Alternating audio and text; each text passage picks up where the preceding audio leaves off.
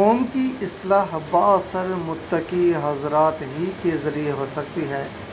مولانا مفتی شفیع عثمانی علیہ رحمۃ اللہ لکھتے ہیں، حضرت مولانا اشرف علی تھانوی رحمۃ اللہ علیہ نے ارشاد فرمایا کہ مولانا عبید اللہ سندھی رحمۃ اللہ نے جب دہلی میں نظارۃ المعارف قائم فرمایا تو تھانہ بھون آئے۔